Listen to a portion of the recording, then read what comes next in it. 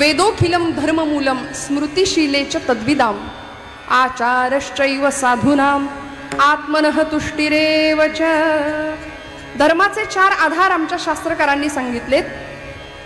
वेदोखिलम धर्ममूलम, वेद प्रामाण्य हा पहिला अधिकार आहे, हा पहिला आधार आहे धर्माचा.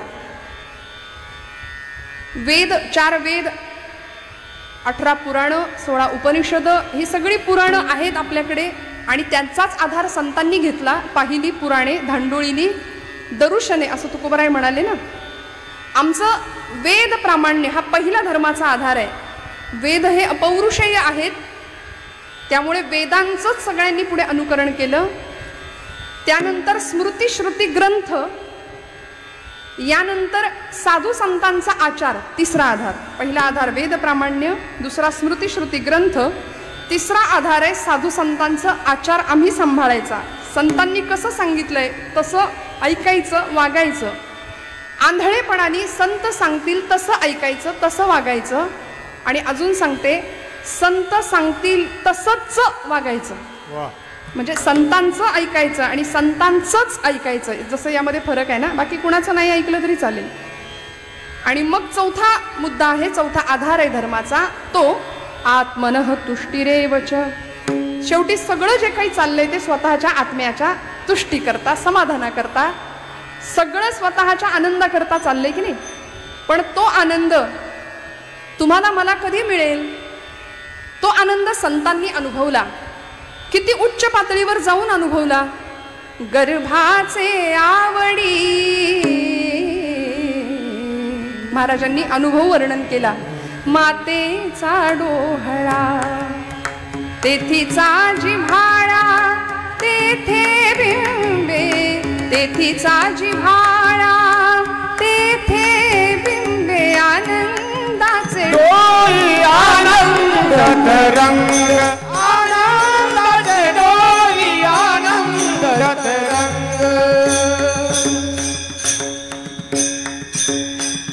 मी आता दहिबाते महाराजांचा माईक काढून घेईन मला. विठ्ठल विठ्ठल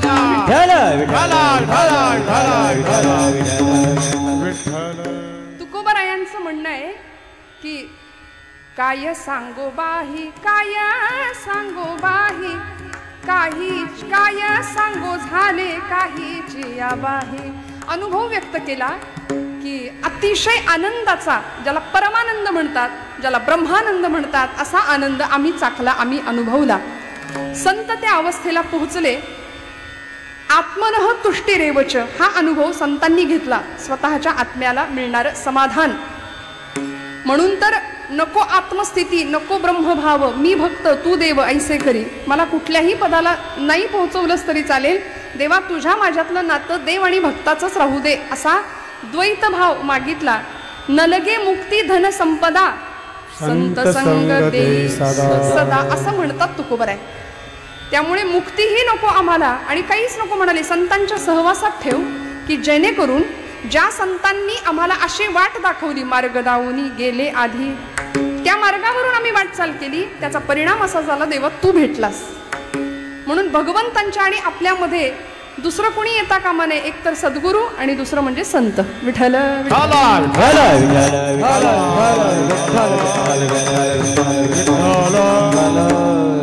म्हणून जगद्गुरु संत श्रेष्ठ तुकोबराय स्वतः सद्गुरूंची कृपा संपादन करतात. माघ शुद्ध दशमी पाहुनी गुरुवार केला अंगीकार तुका म्हणे, मंत्र दिला रामकृष्ण हरी. बाबाजी चैतन्य सांगितले नाम, मंत्र दिला रामकृष्ण हरी.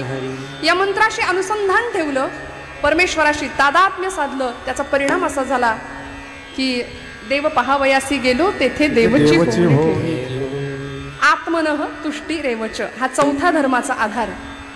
म्हणून भारतीय संस्कृती, भारतीय धर्म परंपरा, सनातन असलेली वैदिक अशी संस्कृती किती सुंदर आणि किती बारीक विचार केला बघा तुम्ही. म्हणून मनुष्य जीवनाचं अत्युच्च असलेलं ध्येय गाठण्याकरता परमेश्वराने जो देह आम्हाला दिलाय, त्या देहाचं खरं सार्थक परमार्थशास्त्रातली सच्चिदानंद ही पदवी प्राप्त करण्या इतकं आहे, एवढा अधिकार या देहाचा आहे. हे संतांनी आम्हाला वारंवार सांगितलं, प्रत्येक वेळी सांगितलं. म्हणून आमची परंपरा जर बघायला गेलो तर व्यासोच्छिष्टम जगत सर्वम या न्यायाने व्यास महर्षींनी अनेक पुराणांमध्ये सांगितलंच. याशिवाय सगळी पुराणं झाल्यानंतर समाधान नाही, आत्मनः तुष्टिरेवच हा अनुभव नाही, म्हणून देवर्षींच्या सांगण्यावरून व्यासांनी 18वं पुराण लिहिलं, ते म्हणजे श्रीमद भागवत महापुराण, की ज्यामध्ये वर्णन केलं की मनुष्य जात कशी निर्माण झाली, मानव कशापासून कुणापासून निर्माण झाला, मानवाचा पूर्वज हा कोण आहे. आम्ही शाळेमध्ये शिक्षण शिकलो, इंग्रजी शिक्षण शिकलो, आता असं म्हणते कारण आमचं गुरुकुल परंपरा पूर्वी होती. आम्ही पाश्चात्य शिक्षणाने एवढे वेडे झालो. लॉर्ड मेकॉले नावाचा एक इंग्रजी अधिकारी होता, तो इंग्रजांच्या बरोबर भारतात आला आणि त्यांनी इथली सगळ्यात पहिल्यांदा त्यांनी विचार केला की भारतावर जर राज्य करायचं असेल तर इथली शिक्षण पद्धती पहिली बदलली पाहिजे, कारण इथे गुरुकुल पद्धत होती ती सगळी बदलली आणि कॉन्व्हेंटचं शिक्षण आलं, पाश्चात्य शिक्षण आलं आणि मग डार्विनचा उत्क्रांतीवादाचा सिद्धांत तुमच्या माझ्या पोरांच्या पुस्तकात आला.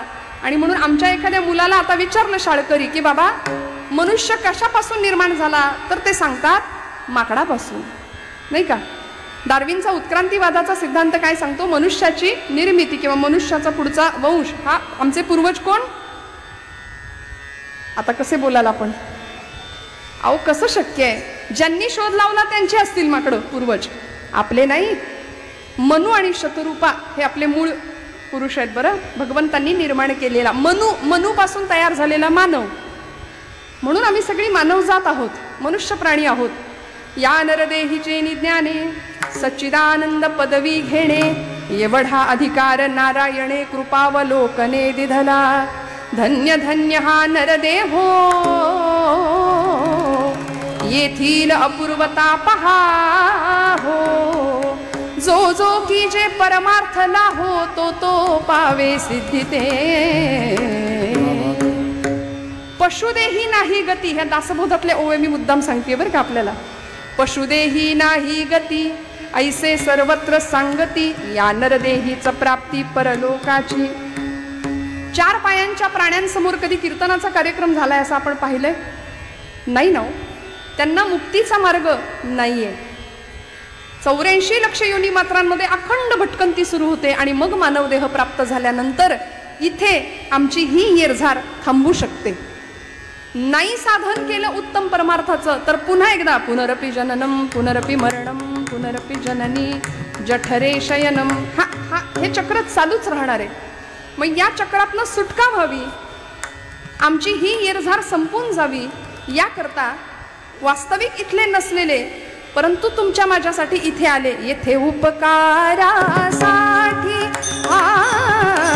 येथे उपकारासाठी, येथे उपकारासाठी, येथे उपकारासाठी, येथे उपकारासाठी, येथे उपकारासाठी,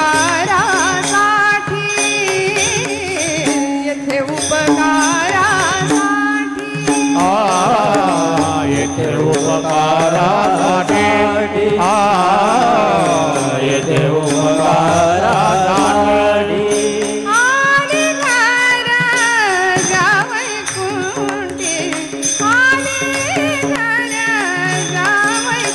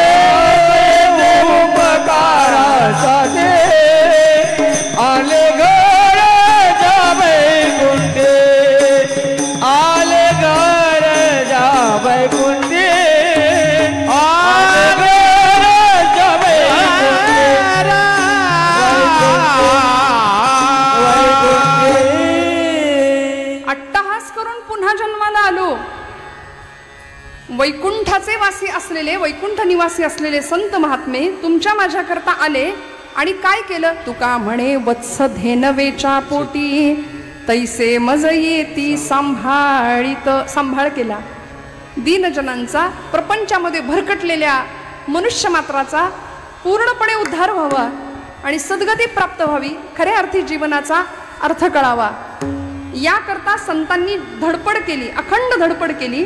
समाज स्वास्थ्याचं संजीवन कुठं मिळतंय का याचा शोध घेत अंतर्बाह्य करचळले.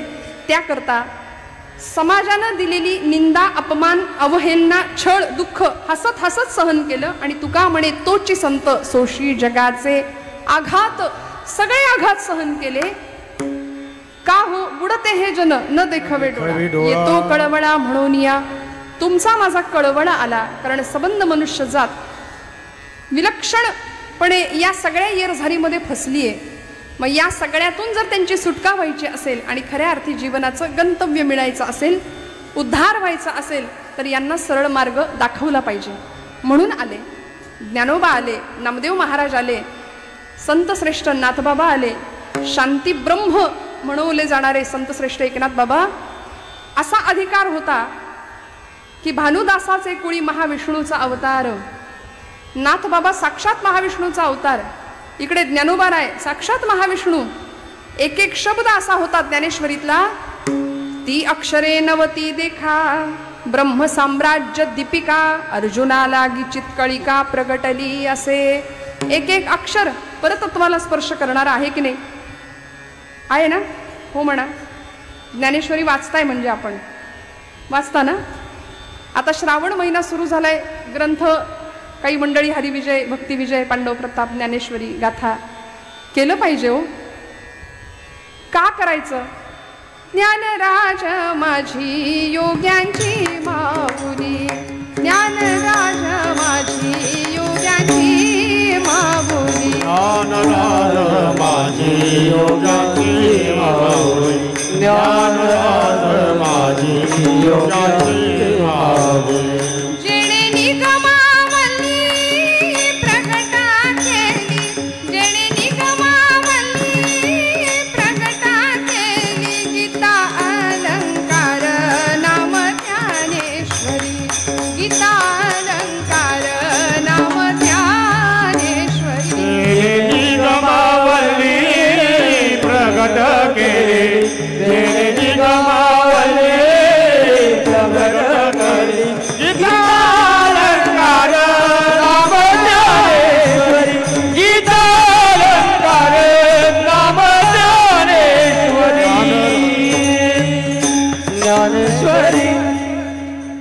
सगळे ग्रंथ, ज्ञानेश्वरी असू दे, गाथा असू दे, दासबोध असू दे, समर्थांचा मनोबोध, माऊलींचा हरिपाठ, सगळेच ग्रंथ, नाथांचं भागवत असू दे, श्रीमद भागवत महापुराण असू दे, रामायण महाभारतासारखी महाकाव्य आपल्या भारतभूमीला लाभली. या सगळ्याच ग्रंथांमध्ये अक्षर वाङ्मय संतांनी तुमच्या माझ्याकरता दिलं. आणि आज समाज दुभंगलेल्या स्थितीमध्ये जातोय, तो अभंग व्हावा याची सोय लावून दिली संत वाङ्मयात. पण आम्हाला ज्ञानेश्वरी जवळ घ्यायची नाही, कारण आम्ही बऱ्याचदा काय करतो, ती सगळी एका वस्त्रात गुंडाळून हे सगळे ग्रंथ ठेवतो. रोज न चुकता हळदी कुंकू मात्र वाहतो आपण, हो ना. अजिबात परमेश्वराच्या सानिध्यात राहावं असं जर वाटत असेल ना, तर नका करू खटपट, पहा माझा ग्रंथ नीट, तेणे सापडेल वाट सायुज्यतेची. माझी काया आणि वाणी गेली म्हणाल अंतःकरणी, परी मी आहे जगज्जीवनी निरंतर. माऊलींची ज्ञानेश्वरी म्हणजे साक्षात ज्ञानोबा आहेत, समर्थांचा दासबोध म्हणजे साक्षात समर्थच आहे, तुकोबांची गाथा जी आमचा माथा सुधरवते साक्षात तुकोबार आहेत. आम्हाला ज्ञानेश्वरी कळत नाही याचं कारण असं आहे, आईची भाषा लेकराला कळत नाही असं कधीच होत नाही. अडचण अशी आहे की आम्ही लेकरू व्हायला तयार नाही. आम्ही तेवढ्या निष्कलंक आणि निष्पाप मनाने संतांच्या वाङ्मयाकडे जात नाही. किती आम्ही ग्रंथांचा आदर करतो. मला असं नेहमी वाटतं, मी नेहमी बोलते की आमच्या सगळ्या जीवनातल्या प्रश्नांची उत्तरं जर कुठे मिळतील तर ती संत वाङ्मयात मिळतील, संतांच्या ग्रंथात मिळतील. म्हणून अक्षरांची पूजा करावी, अक्षरांची सेवा करावी. एकेका अक्षरात वसे माझा रमाकांत म्हटले तुकोबाराय. एकेका अक्षरात परतत्व आहे, परब्रह्म आहे. बरं, तुमचं माझं काव्य सकाळी पेपरमध्ये छापून आलं तर संध्याकाळी ते भेळवाल्याकडे जातं पुडी बांधायला. त्याचं तेवढंच आयुष्य असतं त्या कागदाचं, आमच्या काव्याचं, आमच्या प्रतिभेचं. पण संतांची प्रतिभा अशी विलक्षण होती की 750 वर्षानंतर सुद्धा आज ज्ञानोबांची एक तरी ओवी आमच्या वाचनात आली, आमच्या आचरणात आली, तर आमचं जीवन उद्धरून टाकण्याचं सामर्थ्य या ओवीमध्ये आहे. नामदेवांनी वारंवार सांगितलं एकतरी ओवी अनुभवावी, एकतरी ओवी अनुभवावी. आम्ही पारायणाच्या पारायण करतो, पण सगळं जातं ना निघून. तिचा अनुभव घ्यावा आणि आईचं आणि लेकराचं जे नातं आहे ना ते संतांचं आणि आपलं जुळावं, तर परमेश्वर आपल्याला प्राप्त होईल, तर परमेश्वराचं सानिध्य आपल्याला लाभेल. तुकोबराय म्हणतात की आयुष्याचा उद्धार व्हायचा असेल ना तर संत सहवास तुमच्या माझ्या अत्यंत निकट असला पाहिजे. आणि एकदा का संतांचा सहवास आम्हाला लाभला, संतांच्या चरणाची आसक्ती आम्हाला जडली, परिणाम काय होतो? अभंगाचं प्रथम चरण. संत चरण रज लागता सहज, संत चरण रज लागता सहज, संत चरण रज लागता सहज, संत चरण रज लागता सहज, संत चरण रज लागता सहज, संत चरण रज लागता सहज, संत चरण रज लागता सहज, संत चरण रज लागता सहज, वासने के बीज जळून जाए, वासने के बीज जळून जाए, मग राम नामे उपजयावे, मग राम नामे उपजयावे, बीज जळून जाय, वासने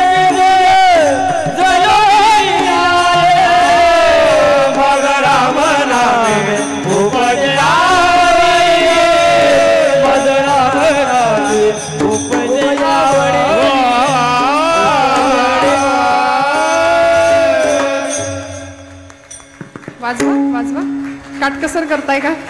छान होती की नाही चाल?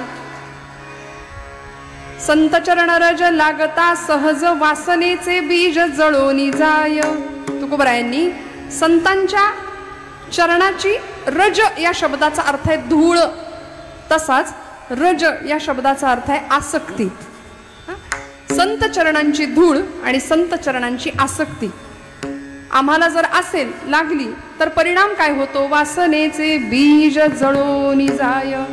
कारण मनुष्याचा जन्म हा जन्म घेणे लागे वासनेच्या संगे.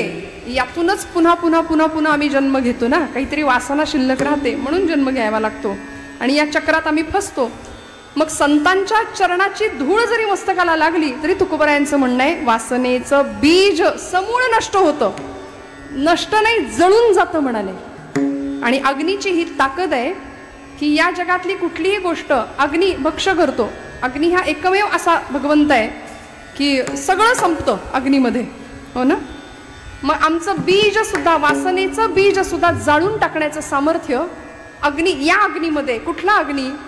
संतांचं जीवन हे वैराग्याचं प्रतीक आहे आणि वैराग्य हे अग्नीसारखं असतं, धगधगतं.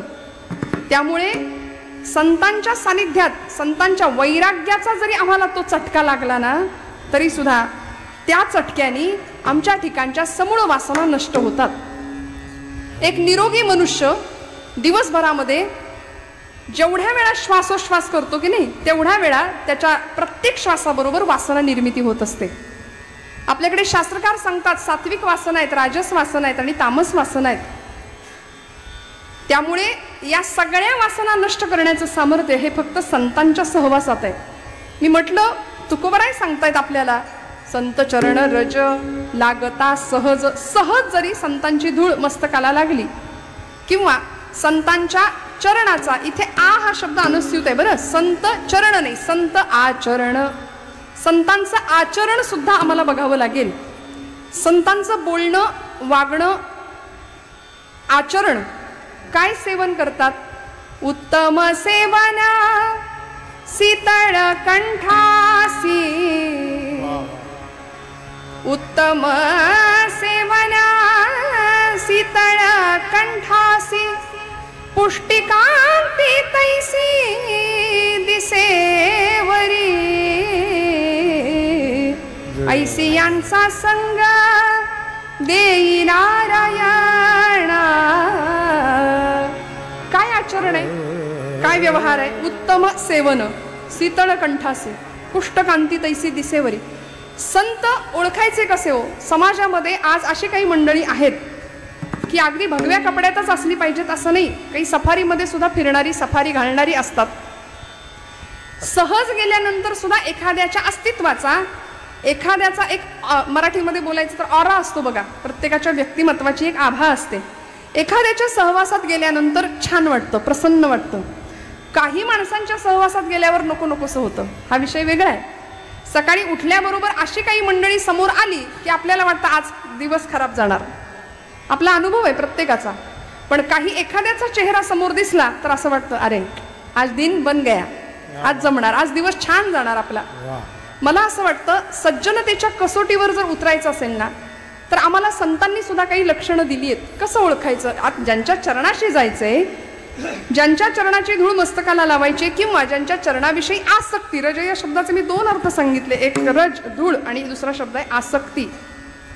त्या चरणांची, त्या आचरणाची आसक्ती आम्हाला लागावी याकरता आधी संत कोण ओळखावं लागतील, ओळखावे लागेल ना. संतांना ओळखावं लागेल. मग शास्त्रकारांनी आम्हाला काही क्रायटेरिया दिलाय. आता ज्ञानोबांपासून तुकोबरायांपर्यंत, निळोबरायांपर्यंत, समर्थ रामदास स्वामी, अलीकडच्या काळातले वासुदेवानंद सरस्वती टेंबे स्वामी महाराज, दत्त संप्रदायातले पंत महाराज बाळेकुंद्रीकर असतील, आमच्या गोंदवल्याचे ब्रह्मचैतन्य गोंदवलेकर महाराज असतील, परमपूज्य गुरुदेवता बेळगाव निवासी संतश्रेष्ठ श्री कलावती देवी असतील, अनेक संत आजपर्यंत होऊन गेले. आजपर्यंत अलीकडच्या काळापर्यंत स्वामी समर्थ असतील अक्कलकोटचे, असंख्य संत मांदियाळी. पण आपल्याला परंपरा आठवते ज्ञानोबांपासून. भागवत धर्म मंदिराच्या रचनेचा पाया घातलेले संतश्रेष्ठ ज्ञानोबा, तिथून ती परंपरा सुरू होते. मग या सगळ्या संतांच्या मांदियाळीमध्ये आताचे संत बसतात का? कारण कलियुगाचा प्रताप इतका भीषण आहे, इतका महान आहे. माझं नाही, तुकोबरायांचंच म्हणणं आहे. ऐसे संत झाले कली, ऐसे संत झाले कली, ऐसे संत झाले कली, हो ऐसे संत झाले कली, ऐसे संत झाले कली, ऐसे संत झाले कली, ऐसे संत झाले कली, ऐसे संत झाले कली. हाती तमाखूची नळी, हाती तमाखूची नळी, हाती तमाखूची नळी, हाती तमाखूची नळी, ऐसे संत झाले मुळी, ऐसे संत झाले मुळी, ऐसे संत झाले मुळी, ऐसे संत झाले मुळी. भांग भुरका हे साधन, गाथेतले शब्द आहेत महाराजांचे. पचनी पडे मद्यपान, ऐसे संत झाले कली. आता या चाली बघा, ते कसं त्यांचं चालूच आहे की नाही. या चाली आल्या की हात थांबत नाही, आपल्या माना डोलायच्या राहत नाहीत. कारण ही चाल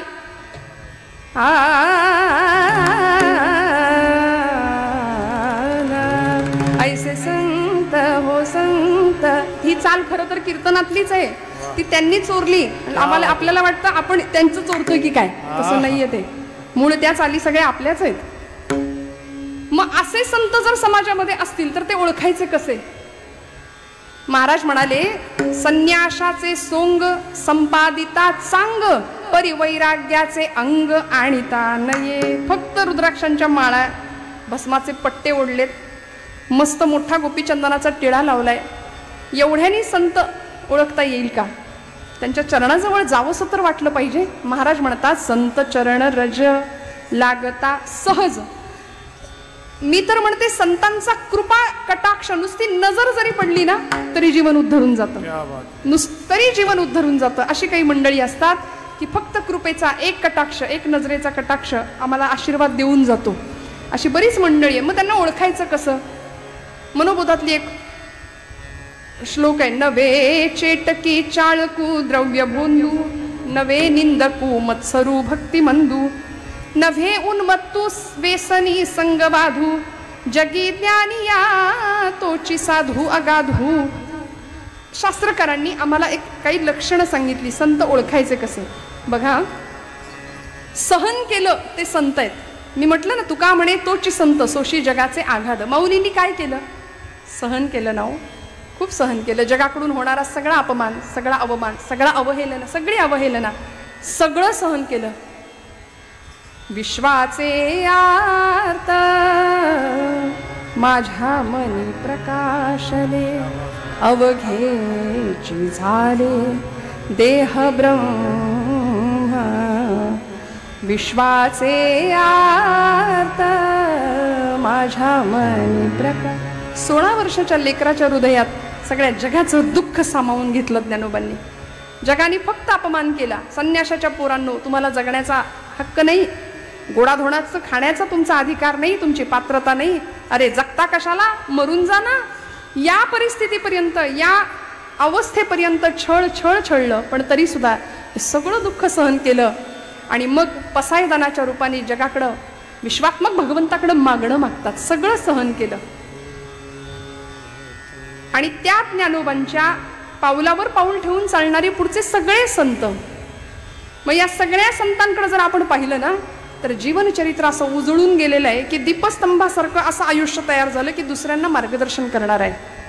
दुसऱ्यांना मार्गदर्शक अशी संतांची चरित्र ठरली.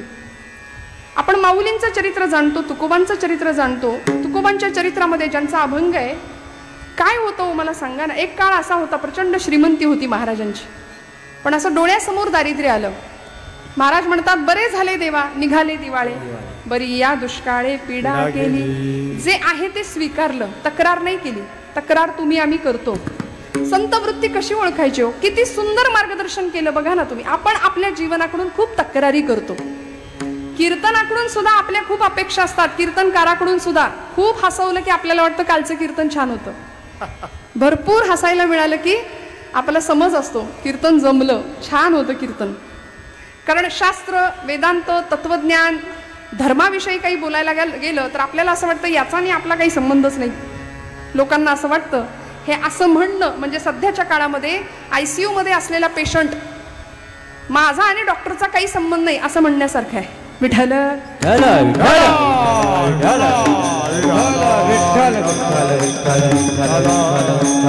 मला सांगा ना, आता नाही केली धर्माची चर्चा तर कधी करायची? आता नाही कीर्तनामध्ये संतांचा गुणगौरव केला तर कधी करायचा? फक्त 2 तास मनोरंजन आणि टाइमपास असेल तर आयुष्याचा विनोद व्हायला वेळ नाही लागणार. तिकडं बांगलादेश पेटलाय, ती वेळ आपल्यावर यायला वेळ नाही लागणार. आपलं कसं असतं, कुणाच्या घेण्यात नाही, कुणाच्या देण्यात नाही. आम्ही बाबा कुणाच्या घेण्यात नसतो, देण्यात नसतो. आम्ही आमचं आयुष्य, आमचं 2-3 टाइमचं गिळायला मिळालं आम्हाला. आमचा प्रपंच, आमची पोरं बाळ मस्त, आमचं. आणि हे आम्ही 4 चौघात मोठेपणा मिरवून बोलतो. आम्ही कोणाच्या घेण्यात नसतो, देण्यात नसतो. तिकडे जगाला समाजाचं वाटोळं का होईना, हे आम्ही अभिमानानं सांगतो. आणि ही मोठी दुर्दैवाची बाब आहे. आम्ही कुणाच्या घेण्यात नाही, देण्यात नाही असं म्हणणं हे सगळ्यात मूर्खपणाचं लक्षण आहे. आता घेण्यात देण्यात असलं पाहिजे. आता समूहाने राहण्याची फार मोठी गरज आहे, प्रचंड मोठी गरज आहे. आम्ही नाही एकत्र आलो. संतांनी आम्हाला हेच तर शिकवलं ना वेळोवेळी. काय गरज होती ज्ञानोबांना सगळ्यांसाठी मागणं मागायची? स्वतःपुरतं मागता आलं असतं. संजीवन तत्वाचा स्पर्श स्वतःच्या जीवनाला करून घेतला माऊलींनी, स्वतःचाच उद्धार करता आला असता. पण जे खळांची व्यंकटी सांडो, दुष्टांचा सुद्धा दुष्टपणा जाऊ दे असं दिव्य मागणं का मागितलं असेल? तुकोबरायांच्या आयुष्यामध्ये प्रचंड प्रतिकूलता होती प्रपंचाची, पण तरी सुद्धा परमेश्वराचं भजन केलं आणि जगाला उत्तम असा मुक्तीचा मार्ग महाराजांनी सुद्धा आम्हाला दाखवून दिला. आमचं असं होतं की आम्हाला इतरांसाठी काही करायची इच्छा होत नाही. आम्ही आमच्याच आयुष्याकडून एवढ्या तक्रारी करतो. मला कधी कधी असं वाटतं आपण जर खूप तक्रारी करायला गेलो ना, आमची तरुण मंडळी त्यामध्ये जास्त अव्वल असतात. जुनी माणसं तरी तडजोड करत जगली बरं का. इथे असलेल्या माता भगिनी, आमच्या मावश्या काकी असतील, सगळ्या आज्या असतील, इकडे असलेली बुजुर्ग मंडळी, आपण तडजोड केली आयुष्यामध्ये. आताची तरुण पिढीत ज्याला आपण ॲडजस्टमेंट म्हणतो मराठीत, ती करायला तयार नाहीये, कुठल्याच बाबतीत करायला तयार नाही. जर आयुष्याबद्दल स्वतःची तक्रार वाटू लागली ना, तर मला असं वाटतं कधीतरी अशा एखाद्या इसमानी लवकर उठावं. एखाद्या दिवशी लवकर उठावं, कारण आम्ही सगळे सूर्यवंशी आहे. आता आम्हाला तो ब्रह्ममुहूर्त ते 2:30चा प्रहर आणि सकाळचा पहिला प्रहर काही कळत नाही, काही माहिती नसतं. बरं, कीर्तनकार हा प्राणी तर निशाचर प्राण्यांमध्येच आता मोडतोय, आहे की नाही? त्यामुळे सकाळ पहाट वगैरे आपण कधी पाहणार? मग अशा वेळी पहाटे उठावं एखाद्या दिवशी. आणि काय सांगते ऐका, रस्त्याने चालायला जावं. काही मंडळी तुम्हाला रस्त्याने चालताना दिसतील, जॉगिंगसाठी वॉकिंगसाठी नाही का निघालेली. त्यातल्या एखाद्या माणसाला विचारायचं, तुम्ही का पळताय?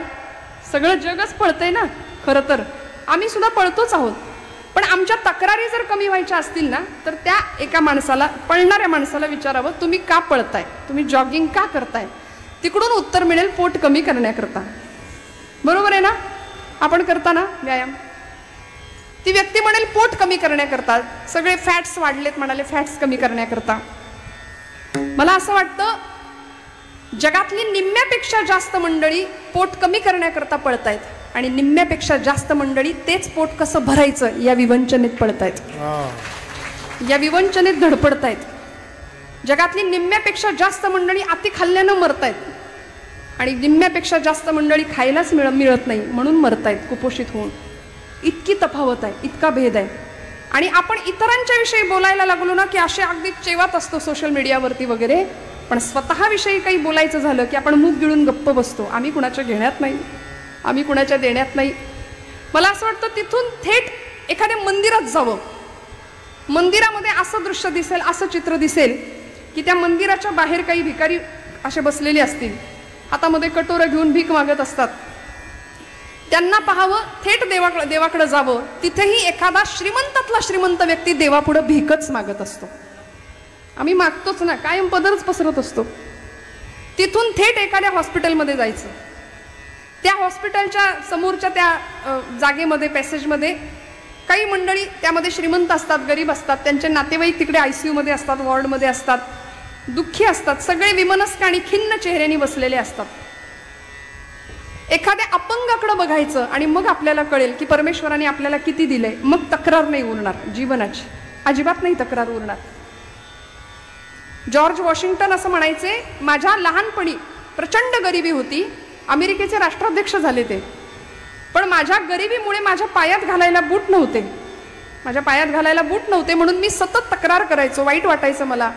पण ज्या दिवशी माझ्या पायात घालायला बूट नाहीत हे दुःख माझं कमी झालं, ज्या दिवशी मी पायच नसलेला माणूस पाहिला, ज्याला पायच नाहीत असा माणूस दिसल्यानंतर बुटाचं काय घेऊन बसला हो. किती अव्यंग दिलंय. का तक्रारी आम्ही करतो? म्हणून संतांच्या चरणाशी जायचं. कारण संतांनी प्रतिकूलतेला सुद्धा अनुकूल परमार्थाकडे लावलं. आणि ब्रह्मचैतन्य आपले गोंदवल्याचे महाराज म्हणतात, प्रपंच जितका प्रतिकूल असतो ना तितका तुमचा परमार्थ अनुकूल व्हायला मदत होते. विठ्ठल विठ्ठल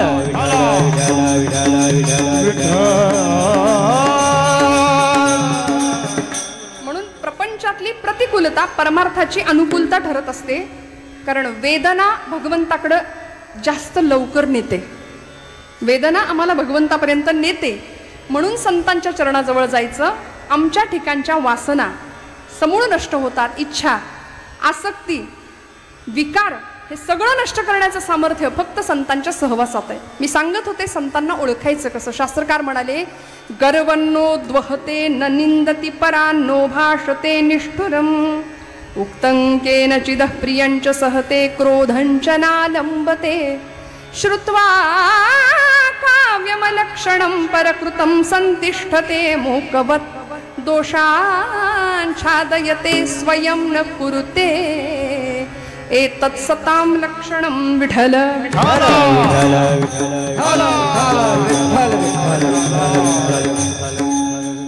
गर्वन्नो द्वहते हा श्लोक कदाचित पूर्वी ऐकलाय की नाही तुम्ही, मला माहिती नाही. पहिला नियम आणि पहिलं लक्षण सांगितलं, संत कधीच गर्व करत नाही. लक्षात ठेवायचं, ज्याच्याकडे अहंकार आहे, मी पण आहे ना, 4 फूट लांब राहायचं आपण त्याच्यापासून. करते पण जो स्वतःकडे घेतो ना त्या माणसाजवळ सुद्धा, वाऱ्याला सुद्धा थांबायचं नाही. गर्वन्नो द्वहते न निंदती परान, दुसऱ्याची निंदा ज्यांच्या चित्ताला शिवत नाही. दिवसभर बघा, आपण आपलंच आपण निरीक्षण करा. अख्खा दिवस आपण आपल्या वाणीने किती पाप करतो. आपलं आपण निरीक्षण, दुसऱ्याकडे कशाला बघायचं. आपण आपल्याकडे पाहूया. आणि दुर्दैव असं आहे की आपल्याला आपल्याकडे पाहायला वेळ नाहीये. मुरारी बापू म्हणतात, हम लोग इतने एंगेज हो गए हैं अभी, कभी खुद को फोन लगा के देखा है? एंगेज टोन सुनाई देगा म्हणाले. केले का आपण कधी असं? आपलाच फोन घ्यायचा, आपलाच नंबर आपल्याच फोनवरनं डाईल करायचा. करून बघा आज काय होते. एंगेज टोन सुनाई देगी. अभी इस समय सभी लाईन व्यस्त है असं उत्तर येईल आपल्याला. कारण आम्ही आपल्या आतमध्ये बघायला तयार नाही, आम्ही आत डोकवायला तयार नाही. स्वतःचा श्वास सुद्धा आम्ही ऐकत नाही शांतपणे. बघा तुम्ही, इतके धावतोय अखंड दुसऱ्यांची निंदा करण्यामध्ये, पारावर बसून हातामध्ये पत्ते. आणि या जगामध्ये क्रांती झाली पाहिजे, याचं काही खरं नाही, त्याचं काही खरं नाही. मग राजकारण असू दे, तिकडं खेळ असू दे, धर्मकारण असू दे, यावर आम्ही गप्पा भरपूर मारू, पण व्यक्तिगत पातळीवर स्वतः काय करतोय याचा विचार आम्ही नाही करत. न निंदती परान, दुसऱ्याची निंदा नाही करणं. म्हणून ती निंदा आमच्याकडून होता कामा नाहीये, ती होते म्हणून तर ती धुवून काढण्याचं काम, आमची जीभ आमची वाणी धुवून काढण्याचं काम नाम करतं. हरिनाम प्रक्षाळी जिव्हे ते, जीभ धुवून काढण्याचं काम काय करतं? नाम करतं. बरं, म्हणून संतांनी नाम दिलं आम्हाला. न निंदती परा नो भाषते निष्ठुरम. नो भाषते, कधीच कुठल्याच प्रकारची उग्र भाषा संतांच्या मुखात नसते. मग भगवी कपडे असलीच पाहिजेत असं काही नाही. बघा, साधी आमच्या आजूबाजूला सुद्धा अशी माणसं असतात, कधी कुणाला लागेल टोचेल असं बोलत नाही. आपण बघा ना, दुसऱ्याच्या हृदयाला घरं पडतील अशी काही काहींची वाक्य आणि बोलणं असतं की नाही? बर, शब्दांनी झालेली जखम फार भयानक असते. शस्त्राची जखम भरून निघते श्रोते हो, पण शब्दांनी झालेला व्रण आयुष्यभर माणसाच्या लक्षात राहतो आणि आम्ही तो ठेवतो. सोडून द्यायला शिकलं पाहिजे की नाही? 25 वर्षापूर्वी माझ्या पोरीच्या अमुकाच्या लग्नामध्ये मी गेले, मला हलकी साडी नेसवली, काय 250 रुपयाची. आता माझ्या पोराच्या लग्नात मी बघते तिचं कसं. आता हे आम्ही करतो की नाही? खरं सांगा महिला वर्ग, आहे की नाही? मग आम्ही किती दिवसांचा वाद, किती दिवसांचा भेद आणि मत्सर, हे सगळे विकार जपून ठेवतो, जपून. खरं तर यांना हाकलून दिलं पाहिजे वेळच्या वेळी. न निंदती परा नो भाषते निष्ठुरम. कधीच कठोर भाषा नाही. कसं बोलायचं? संतांनी आम्हाला शिकवलंय. बोलू ऐसे बोल, बोले बोलू ऐसे बोले, बोलू ऐसे बोल, बोलू ऐसे बोल, बोले बोलू ऐसे बोले, बोले बोलू ऐसे बोले, बोलू ऐसे बोल, बोलू ऐसे बोल. जेणे बोले विठ्ठल डोले, हा जेणे बोले विठ्ठल डोले, जेणे बोले विठ्ठल डोले, जेणे बोले विठ्ठल डोले. हो प्रेम सर्वांगाचे ठाई, हाई प्रेम सर्वांगाचे ठाई. विठ्ठल विठ्ठल होय, विठ्ठल होय, प्रेम सर्वांगाचे ठाई, प्रेम सर्वांगाचे ठाई.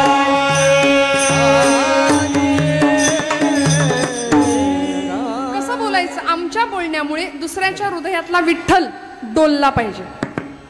आता कसं बोलायचं बघा, जमेल का हो? दुसऱ्याच्या हृदयातला विठ्ठल डोलला पाहिजे असं आमचं बोलणं जमेल का आम्हाला? संध्याकाळ झाली, इकडून यायला उशीर झाला, इथं केल्याची किंमत नाही, खाल्ल्याची किंमत नाही, गिळा.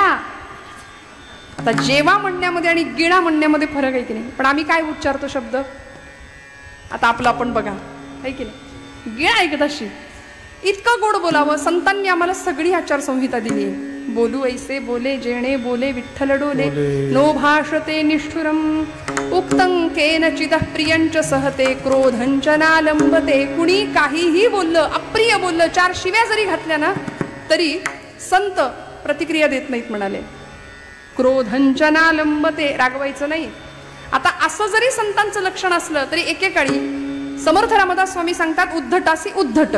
कारण हा काळ असा आहे की जर आम्हाला महात्म्यांचं तत्वज्ञान फार आमच्या कानी कपाळी ओरडून इतकं गळी उतरवलंय ना शालेय अवस्थेपासून, आपल्याला एका गालात कुणी मारली तर दुसरा गाल आपण पुढे करावा असं आपल्याला लहानपणापासून शिकवलंय. पण असं नाहीये आणि आता असं करून जमत नाही. इतकी भयान भीषण परिस्थिती आजूबाजूला आहे ना, तर आम्हाला सर्वतोपरी सज्ज, शस्त्रांनी अस्त्रांनी शास्त्रांनी सर्वतोपरी सज्ज राहिलं पाहिजे. काळ असा विलक्षण भीषण आहे. आज एका महिलेवर जर अत्याचार झाला तर आपला जीव कासावीस होतो की नाही? त्रास होतो आपल्याला. काही वर्षांपूर्वी फाळणीच्या वेळी शेकडो 20,000 हिंदू महिला असा अनन्वित अत्याचार करून हिंदू महिलांवर एकाच वेळी असे अत्याचार होत होते. देहाचे तुकडे करून ती प्रेत तुकड्यांनी ट्रेन भरून भारतामध्ये पाठवली होती. हिंदू माणसांची अशा कत्तली झाल्या होत्या.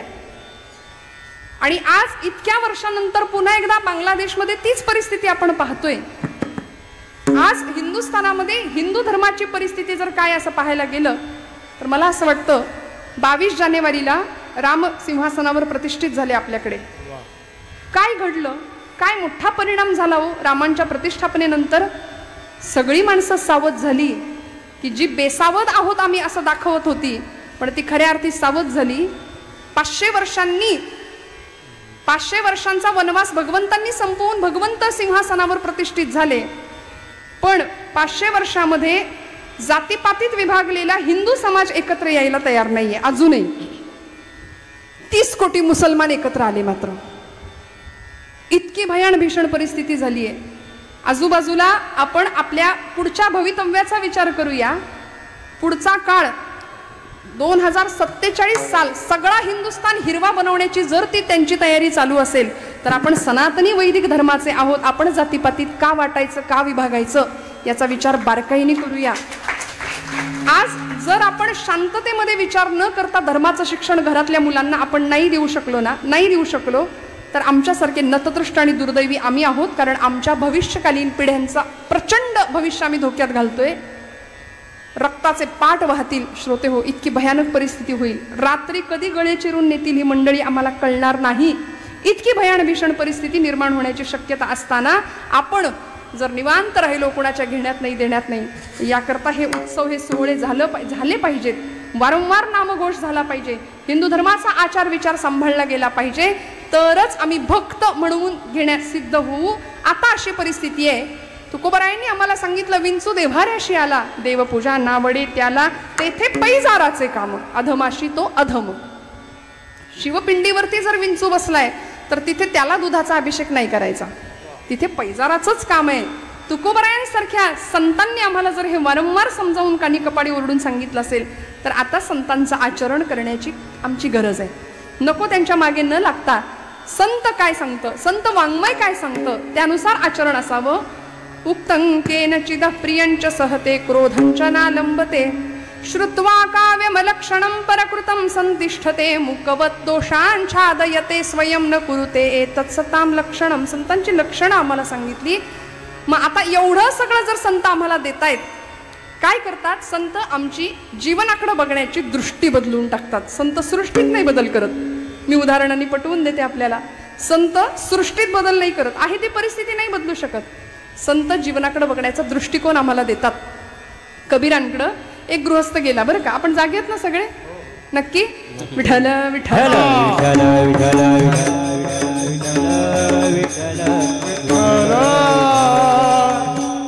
कबीर महाराजांकडे एक प्रपंच करणारा एक गृहस्थ गेला आणि महाराजांना म्हणाला, महाराज वैतागलो म्हणाले प्रपंचाला. आपण कसे वैतागलेलो असतो? कायम कपाळावर आठे असतात की नाही आपल्या? हो म्हणताय तुम्ही, कायम वैतागलेले. मी म्हणते कधी कधी कपड्याला इस्त्री असते इथपर्यंत ठीक आहे, चेहऱ्याला पण इस्त्री करून लोक बसतात. अजिबात असे गंभीर, म्हणजे आम्ही हसलो तर आध्यात्मिक ठरणार नाही की काय, बहुतेक असं फार सिरियस आम्ही राहतो. नकारात्मक जीवन बनवून जातं. वैतागला, प्रपंचाला व्यापला, कटकट झाली आणि कबीरांना म्हणाला, महाराज सोडवा म्हणाला मला या कटकटीतून. महाराज म्हणाले, नेमकं काय झालंय? म्हणाले सासूबाई घरी येऊन बसल्यात. सासू घरी आली, महिना झालं जायचं नाव घेत नाही, नुसती बडबड बडबड, दिवसभर वैताग आणलाय म्हणे. काय करू? कबीर महाराज म्हणाले सांगेन ते करशील? हो, तुम्ही सांगा तर खरं. महाराज म्हणाले तुझ्या सासरी अजून कोण कोण असतं? तो म्हणाला आहेत ना सगळे, सासरे आहेत, मेवणा आहे, मेवणी आहे. मेवण्याला आपल्याकडे साला म्हणतात हिंदीमध्ये नाही का, तर तो आहे, मेवणी आहे, सगळे आहेत म्हणाले. मग त्या सगळ्यांना घेऊन ये म्हणाले. कबीर महाराजांनी त्याला उपाय सांगितला, सासऱ्यांना घेऊन ये, मेवणा मेवणीला घेऊन ये. तो गेला आणि त्या सगळ्यांना आणलं आपल्या घरी. एक 4-8 दिवस निघून गेले आणि परत महाराजांकडे आला. म्हणाला महाराज काय उपाय सांगितला? अजूनच कटकट वाढली ना. सासूच्या कटकटीला वैतागलो होतो म्हणून तुमच्याकडे आलो, व्याप झाला होता, ती बडबड सहन होईना, आता अजून गोंधळ वाढला घरात, सोडवा म्हणाले या संकटातून. महाराज म्हणाले सांगतो, अजून एक उपाय सांगतो. तुझ्या सासरी गोठा आहे का रे? तो म्हणला आहे. मग गोठ्यात आहेत का गाई गुरं? सगळेच म्हणाले, शेळ्या आहेत, कोंबड्या पण आहेत. सगळ्यांना घेऊन ये. सगळ्यांना आणायला लावलं, सगळ्यांना घेऊन आला. 10 दिवस गेले आणि असा वैतागून त्रस्त होऊन आला. म्हणला महाराज तुम्हीच एक कटकट आहे माझ्यासाठी, मी माझ्या कटकटीतनं सोडवा म्हणून मी तुमच्याकडे आलो ना, आणि मला असला उपाय सांगितला, काही करून यातनं मला सोडवा, दुसरा एखादा उपाय सांगा. कबीर महाराज म्हणाले करशील? शेवटचा उपाय सांगा म्हणाले. आता सांगतो. आता हे सगळ्यांना तू घेऊन आलायस ना, त्या सगळ्यांना परत सासरी तुझ्या सोडून ये म्हणाले. सासूबाई फक्त घरी राहू देत, सगळ्यांना सोडून ये. झालं. मेवणा मेवणी सासरा आणि गोठ्यातली जी काही जनावरं आणली होती सगळ्यांना सोडून आला. 10 दिवस शांत घरामध्ये. 10व्या दिवशी महाराजांकडे आला. चेहरा प्रसन्न आहे. म्हणाला महाराज एकदम आनंदात आहे, एकदम सुखात आहे. महाराज म्हणाले का? सासू आहे ना म्हणे घरी. मग आता नाही, ती कटकट परवडली, पण नंतरची वाढलेली कटकट परवडली नाही. मला सांगायचंय संत आमच्या सृष्टीत नाही, आमच्या दृष्टीत बदल करतात. विठ्ठल विठ्ठल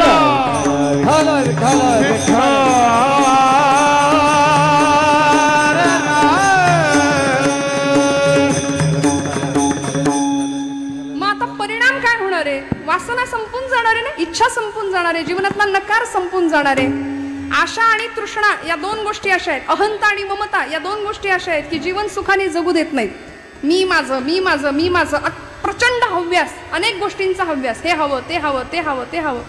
मी म्हणते ना, मी नेहमी अशा बांधावर आम्ही उभे राहतो आणि मग येणाऱ्या पाहुण्याला म्हणतो तो डोंगर दिसतोय तिथपर्यंत सगळं माझं आहे, सगळं माझं आहे. ती धरणी माता हसते आपल्यावरती, म्हणते याचा पणजा सुद्धा असाच म्हणायचा, आजा गेला पणजा गेला बाप मसणा गेला, देखत देखत ना तू पण तोही तैसा झाला. सगळे त्याच मार्गाने गेलेत आणि हाही याच भ्रमात आहे की हे सगळं माझं आहे. सगळ्या वासना संपतात, आपण निर्लेप होतो. निर्लेप, निरासक्त जीवन जगण्याची इच्छा निर्माण होते. आणि मग त्यानंतर परिणाम काय होतो? दुसरं चरण. मग राम नामे उपजे आवडी, मग राम नामे उपजे आवडी, मग राम नामे उपजे आवडी, मग राम नामे उपजे आवडी, मग राम नामे उपजे आवडी, मग राम नामे उपजे आवडी, मग राम नामे उपजे आवडी, मग राम नामे उपजे आवडी. सुख घडघडी वाढू लागे, सुख घडघडी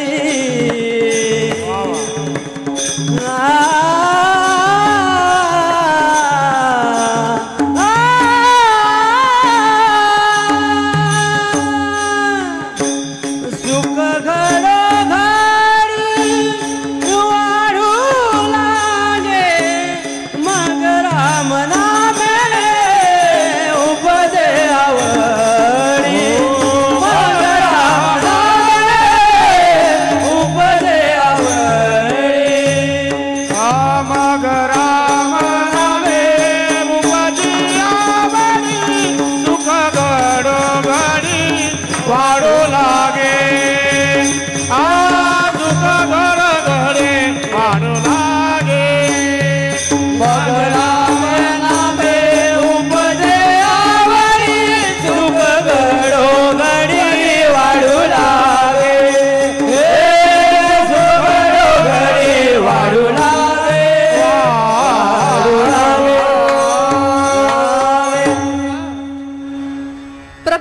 क्षण भगवन नामामध्ये वेचला जातो हा परिणाम आहे संतांच्या संगतीचा, संतांच्या सहवासाचा. जीवनमुक्त अवस्थेला आम्ही पोहोचतो.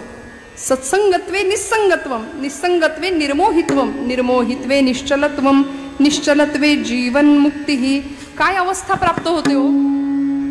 अहम निर्विकल्पो निराकार रूपो विभुर्व्याप्य सर्वत्र सर्वेन्द्रियाणि सदा मे समत्वं न मुक्तिर्न बंध चिदानंद रूप शिवोहम शिवोहम न पुण्यम न पापम न सौख्यम न दुःखम अहम नैव न भोज्यम न भोक्ता चिदानंद रूप शिवोहम शिवोहम न मे मृत्यु शंका न मे जाति भेद पिता नैव मे नैव माता न जन्म न बंधुर्न मित्रं गुरुर्नैव शिष्य चिदानंद रूप शिवोहम शिवोहम. या अवस्थेला संत आम्हाला पोहोचवतात. आपणासारिखे करीती तात्काळ नाही काळवेळ तया लागी. मग नामाचा महिमा त्यांना कळाला, तो तुम्हाला मला पटवून सांगतात. परिणाम काय होतो? मग रामनामी उपजे आवडी. आवड उपजावी, उपज होते आवडीची. आत्ता आम्ही भक्ती करतो असं नाहीये, भक्ती करत नाही असं नाही, करतो पण आवडीने करत नाही ना. भगवंताच्या नामाबद्दल आमच्या अंतःकरणामध्ये आवड उपजली पाहिजे आणि ती संतांच्या सहवासाने होते. आवडीने भावे हरिनाम घेसी परिणाम तुझी चिंता त्यासी सर्व आहे नाथबाबा म्हणाले ना आम्हाला हरिपटात त्यांच्या. त्यामुळे आवड भगवंताच्या नामाविषयी. मग ते नाम एकदा अंगात असं मुरलं ना की परिणाम काय होतो? परेहुनी परते घर तेथे राहून निरंतर. वैखरी वाणीचे 4 प्रकार आहेत, परापश्यती, मध्यमा आणि वैखरी. वैखरीने घेतलेलं नाम, मग ते विठ्ठलाचं असू दे, ते रामाचं असू दे, आपली उपास्य देवता कुठलीही असू दे, ते नाम झिरपत झिरपत झिरपत झिरपत जातं परावाणीपर्यंत. जसं झाडाच्या आपण खोडाजवळ पाणी घालतो तर ते पाणी झिरपत झिरपत मुळापर्यंत जातं आणि मग शाखा विस्तार होतो, मग फुलाफळांचा विस्तार होतो. तसं परावाणीने घेतलेलं नाम भगवंताला इतकं आवडतं की नामदेव महाराज म्हणतात सर्व सत्ता आली हाता नामयाचा खेचर दाता. भगवंत आपली सत्ता भक्ताच्या स्वाधीन करतो. जनाबाईंनी इतकं नाम घेतलं की ते जातं सुद्धा नाम घ्यायला लागलं. सुंदर माझं जात ग बाई राम नाम गात ग, सुंदर माझं जात ग बाई राम नाम गात ग, सुंदर माझं जात ग बाई राम नाम, सुंदर माझं जात ग बाई राम नाम गात. महिला वर्ग आवडतात ना आपल्याला ओव्या. आपण नेहमी ये रे बा विठ्ठला आपण नेहमी ओवी म्हणतो ना, आज थोडी वेगळी म्हणूया. माझ्या बरोबर म्हणा. जीव शिव दोन कुंडे, जीव शिव दोन कुंड, ज्या जात्याला असती ग, सुंदर माझं जात ग बाई राम नाम गात ग, सुंदर माझं जात ग. सासू सासरे नणंद बाई, सासू सासरे नणंद बाई, जाच फार करती ग, दळुनी दळुनी पीठ बाई, सासू पुढे ठेवीन ग, सुंदर माझं जात ग बाई राम नाम. सुंदर माझं जात ग बाई राम नाम. संचित दळण दळिता दळिता, कुठलं दळण दळलं हो जनाबाईंनी?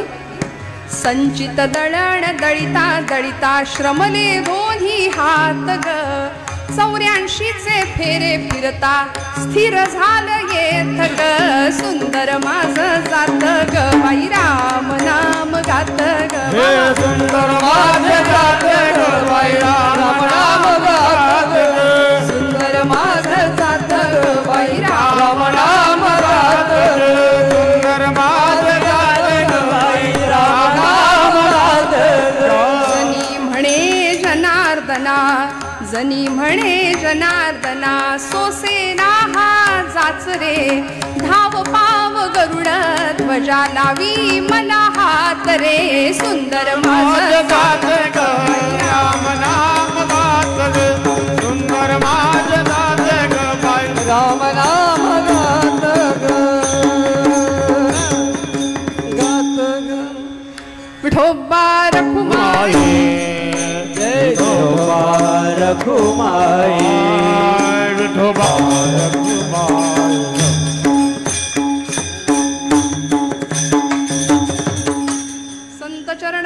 लागता सहज वासनेचे बीज जळोनी जाय मग राम नामी उपजे आवडी सुख घडोघडी वाढो लागे.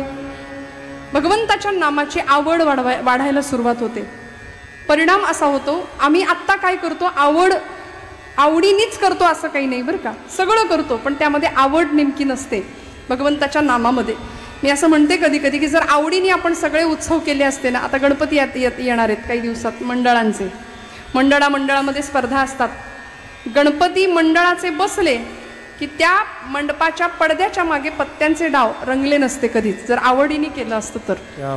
कारण ते देवाच्या आवडी करता नाही ते तुमच्या माझ्या आवडी करताय. सगळे सोहळे आम्ही जे करतो ना ते आपल्या आवडी करता. श्रावणातली व्रतवैकल्य हा श्रावणाचा महिना आहे. व्रतवैकल्यांचा महिना आहे. आपण अगदी पहिल्या दिवसापासून ते शेवटच्या दिवसापर्यंत रोज काही ना काही निदान प्रत्येक सोमवार तरी आपण उपास करत असाल हो ना.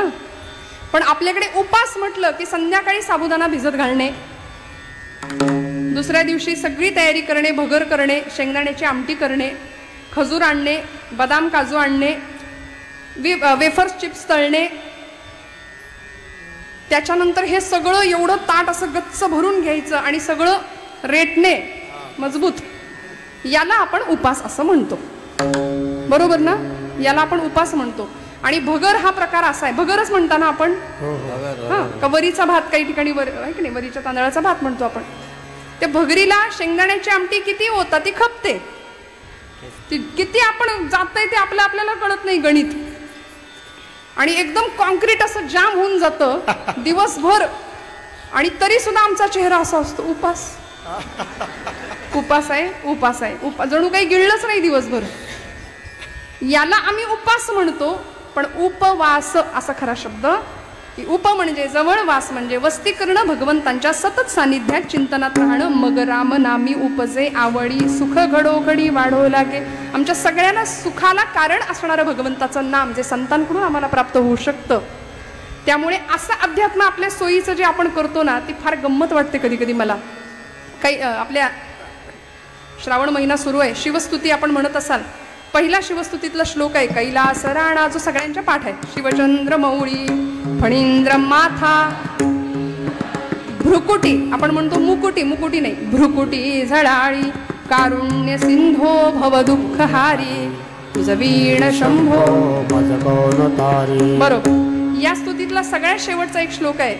शास्त्राभ्यास नको श्रुती पढू नको तीर्थासी जाऊ नको. ऐका बरं. योगाभ्यास नको व्रते मख नको. मख म्हणजे यज्ञ. योगाभ्यास नको व्रते मख नको तीर्थे तपेती नको. काळाचे भय मानसी धरू नको दुष्टासी शंकू नको. ज्याची या स्मरणे पतित तरती तो शंभू सोडू नको. विठ्ठल विठ्ठल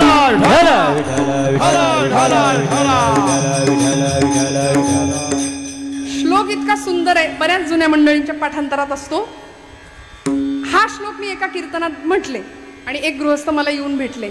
मला म्हणाले ताई तो श्लोक लिहून देता का. म्हटलं कुठला. ते म्हणे तो नाही का तो. म्हटलं कुठला. अरे मी बरेच श्लोक गायले ना मी त्यातला कुठला नेमका लिहून पाहिजे. म्हणाले तो श्लोक ज्याच्यामध्ये हे करू नको ते करू नको ते करू नको हे करू नको असं सांगितलंय ना तो श्लोक लिहून द्या म्हणाले. सगळं मान्य. शास्त्राभ्यास नको श्रुती पढू नको तीर्थासी जाऊ. योगाभ्यास नको व्रते मख नको तीर्थे तपेती नको. म्हणा ना नको. काळाचे भय मानसी धरू नको दुष्टासी शंकू नको. ज्याची या स्मरणे पतित तरती तो शंभू सोडू नको. आम्ही फार पळवाटा शोधतो आणि आपल्या सोयीचं अध्यात्म कसं करता येईल आपल्याला जमेल बरं वाटेल झेपेल असं करता येईल याचा फार विचार करतो. पण जर एकदा भगवंताच्या नामाची गोडी लागली संतांचा सहज स्पर्श झाला ना तर अनंत उपकार जन्मजन्मांतरीची भेट भगवंताची जीवाची शिवाची घडवून देण्याचं सामर्थ्य संतांच्या सद्गुरूंच्या ठिकाणी आहे. ती जर एकदा झाली ना तर परिणाम काय होतो असे आम्ही देवाच्या मूर्तीसमोर जातो. आपल्यापैकी अनेकांना अनुभव असेल.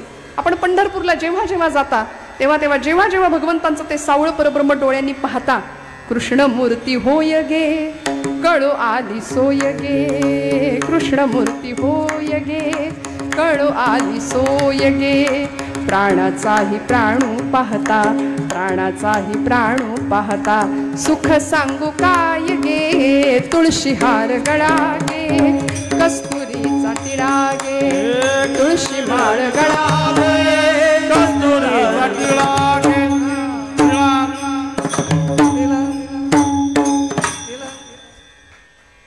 पितांबराची कास गे कसा भगवंत आहे कशिली सावकाश गे नारद तुंबर गायन करती नारद तुंबर गायन करती पुढे निजदास गे तुळशी माळ गळा गे कस्तुरीचा टिळा.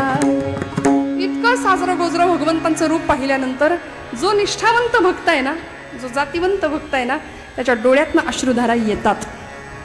पांडुरंगाला पहा किती दिवसांनी पंढरपूरला जा आपला आराध्य इष्टदैवत आहे त्याच्याकडे पाहिलं की अशा नकळत धारा वाहतात. हाच परिणाम संतांच्या संगतीचा आहे सद्विचारांच्या संगतीचा आहे श्रवणाचा आहे. येथे मोक्ष असे आयता श्रवणा माझे का म्हटलंय माऊलींनी का प्रतिज्ञा केली. खरं तर हा माऊलींचा स्वभाव नाहीये पण माऊली सुरुवातीलाच प्रतिज्ञा करतात परी अवधान ऐकले दिजे मग सर्व सुखासी पात्र होईजे हे प्रतिज्ञोत्तर माझे उघड ऐका. माऊलींचा हा स्वभाव नसताना सुद्धा माऊली प्रतिज्ञा करतात आणि ठामपणे सांगतात की श्रवण भक्ती कीर्तन भक्तीमध्ये इतकं सामर्थ्य आहे की सगळी सुख तुमच्या पायाशी लोळण घेतील. मग येणारा अनुभव हा शब्दांच्या पलीकडचा असतो तो नेमका काय असतो अभंगाचा तिसरं चरण. कंठी प्रेम दाटे नैने लोटे कंठी प्रेम दाटे नैने लोटे कंठी प्रेम दाटे नैने लोटे कंठी प्रेम दाटे नैने लोटे हृदया प्रगटे राम रूप हृदय प्रगटे राम रूप राम रूप हृदय प्रगटे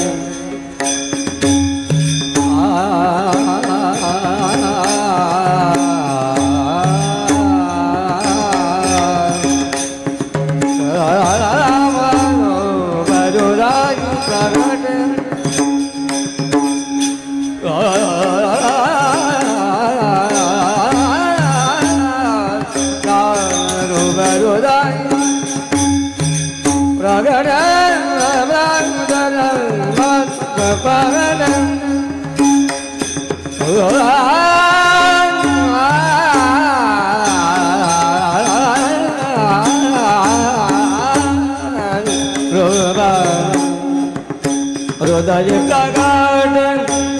राम रूप हृदय प्रगट राम राम राय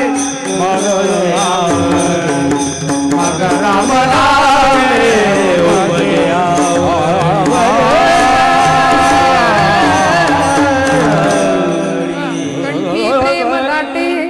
नयनी नीर लोटे हृदयी प्रगटे नाम रूप किंवा रामरूप साक्षात भगवंत हृदयात येऊन विराजमान होतो. नव्हे भक्त तर भक्त देवासाठी रडतोच पण देव सुद्धा रडतो. अनेक प्रसंग आहेत अनेक उदाहरण आहेत. मी सांगेन आपल्याला ब्रह्मचैतन्य गोंदवलेकर महाराजांच्या चरित्रातलं एक उदाहरण. महाराजांना एक दिवस ताप आला होता फणफणून. रोज सकाळी काकड आरतीपासून संध्याकाळच्या शेजारतीपर्यंत सगळे उपचार सगुणाचे नि आधारे निर्गुण पाविजे निर्धारे. संतांनी आम्हाला सगुण पूजा दिली ना मग असं नाम घ्यावं असं प्रेम करावं सगुण मूर्तीवरती.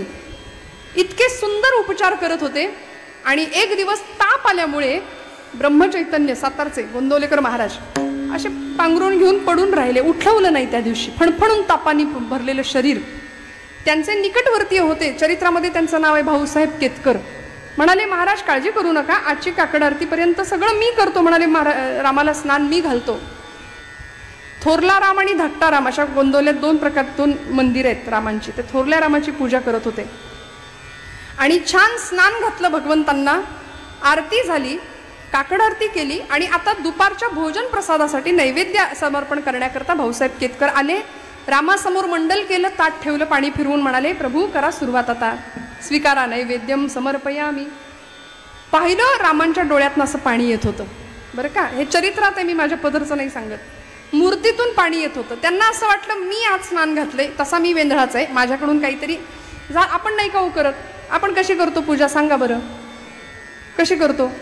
एकदाच ते वस्त्र ओढायचं, सगळे देव स्विमिंग टँकमध्ये आल्यासारखे गंगाळात एकत्र येतात की नाही, आपले भांडी घासल्यासारखं कसं तरी पूजा करू. मी सगळ्यांना नाही म्हणत आहे, आपण सगळे छान करत असाल, पण बरीचशी मंडळी अशा पद्धतीची पूजा भगवंत स्वीकारत नाही. बरं, भावानी हवी ना. रामरायांच्या डोळ्यातनं पाणी आलेलं भाऊसाहेबांनी पाहिलं. त्यांनी असं रेशमी वस्त्र घेतलं, टिपलं पाणी, थोडा वेळ गेला, पुन्हा दिसतंय डोळ्यात पाणी. पुन्हा असं वाटलं माझ्याकडून काहीतरी चूक राहिली असेल, पुन्हा पाणी पुसलं. 3 वेळा, चौथ्यांदा हेच घडलं तेव्हा काळीच पिळवटून निघालं. काळजामध्ये चरकन वेदना उमटली आणि म्हणाले, प्रभू काहीतरी विलक्षण आहे, देव रडतोय. सगुण मूर्तीच्या डोळ्यातनं पाणी. पाषाणातलं चैतन्य जाग करण्याचं सामर्थ्य संतांकडे होतं. नामदेवांनी केलं ना, वयाच्या 5व्या वर्षी देवाला घातलं जेवायला. आला देव, जेवावं लावलं त्याला जेवायला. आता इथे भाऊसाहेब केतकर धावत गेले आणि महाराजांना म्हणाले, महाराज. महाराज म्हणाले, राम रडतायत, चला लवकर, प्रभू रडतायत. महाराजांनी एवढं ऐकलं, असं पांघरून फेकून दिलं, पटकन शुचिरभूत झाले, स्नान केलं, धावत गेले, गाभाऱ्यात प्रवेश केला, डोळे पुसले रामाचे. आपण असं आपले मित्र, आपले सख्य असलेल्या व्यक्तीचे कसे डोळे पुसतो तसे डोळे पुसले. म्हणाले, रामा रामा रडू नकोस रे, मला बरं वाटेल म्हणाले. हे चरित्रातलं अगदी अलीकडचे संत आहेत.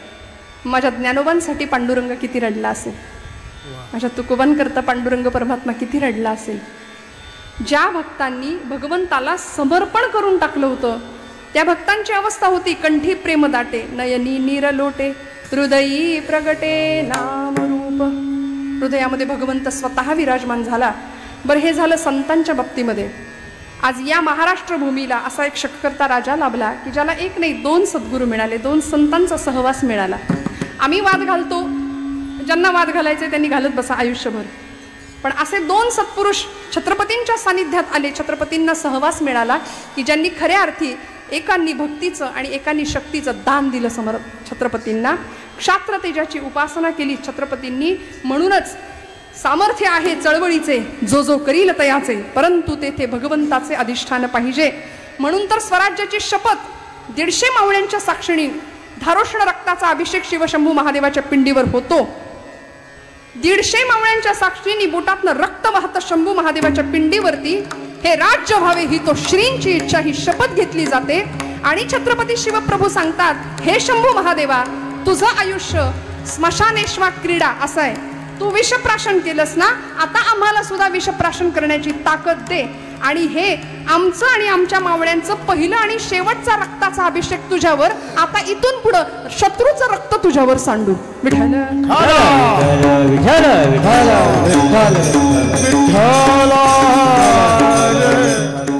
आमचं रक्त आम्ही नाही सांडणार. कारण सावरकरांची सुद्धा कविता आहे, जयोस्तुते श्री महन मंगले शिवास्पदे शुभदे. त्याच्यातलं शेवटचं चरण आहे, हे अधम रक्त रंजिते सुजन पूजिते. हे आई स्वतंत्रते भगवती, हे भारत माते, तू आमच्या रक्ताने नाही रंजित व्हायचं, तू अधमाच्या रक्ताने रंजित होणारी आहेस. हे अधम रक्त रंजिते. म्हणून ही भक्तीला शक्तीची जोड छत्रपतींच्या आयुष्यामध्ये फक्त संत सहवासानेच प्राप्त झाली. आणि हा सहवास तुम्हाला आणि मला प्राप्त होण्याकरता तो तितकाही सुलभ सहज प्राप्त होत नाही, त्याला अनंत जन्माची पुण्याई लागते. शेवटचं चरण तुका मने साधना सुलभ गोमाते, तुका मने साधना सुलभ गोमाते, तुका मने साधना सुलभ गोमाते, तुका मने साधना सुलभ गोमाते, तुका मने साधना सुलभ गोमाते, तुका मने साधना सुलभ गोमाते, तुका मने साधना सुलभ गोमाते, तुका मने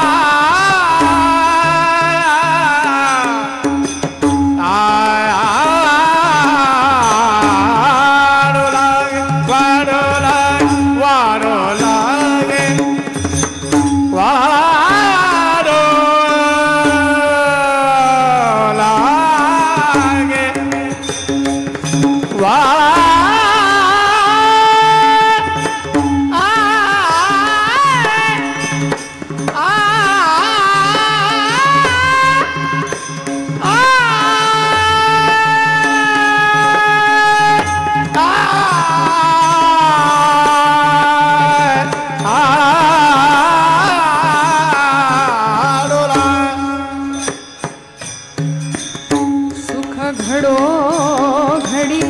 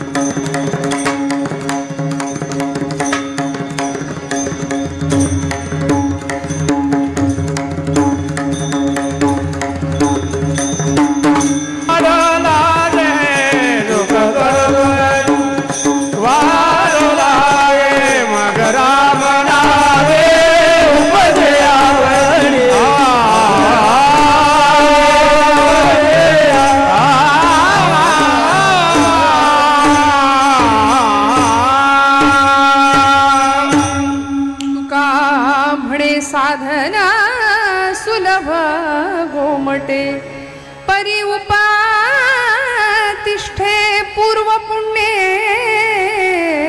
मग राम नामी उपजे आवडी तजरे अभिमान जान गुनियन को तजरे अभिमान जान गुनियन को तजरे अभिमान जान गुनियन को गुण की सेवा न मान अवमान गुण की सेवा न मान अवमान तजरे अभिमान जान गुनियन को तजरे अभिमान तजरे अभिमान तजरे अभिमान।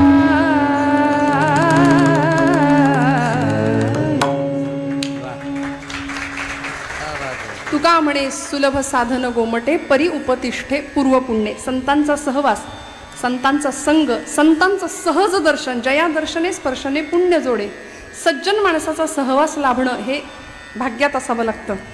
आपण भाग्यवान असू तर आपली पावलं कीर्तनाकडे वळतील नाहीतर अनेकांची पावलं अनेक दिशेने वळतात पण कीर्तनाकडे वळण्याकरता सत्संगतीकडे वळण्याकरता पूर्व पुण्याई असावी लागते। अनंत जन्मोनी पुण्य होय माऊली म्हणतात अनंत जन्माची पुण्याई पाठीशी असेल तर सत्संगती लाभू शकते।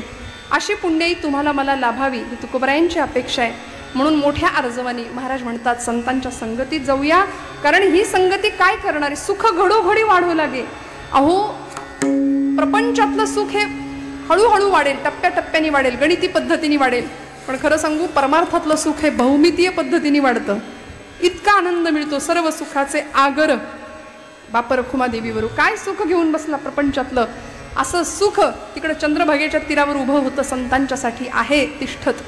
म्हणून आम्हालाही त्या सुखाचा लाभ व्हावा असं जर वाटत असेल तर आपण संत संग करणं फार गरजेचं आहे. चांगल्या सद्विचारांच्या सहवासात जाणं फार गरजेचं आहे. जे जे उत्तम उदात्त उन्नत महन मधुर ते जे जे चांगलं आहे ना ते स्वीकारावं, जे चांगलं आहे ते ग्रहण करावं, चांगल्याच्या संगतीत जावं.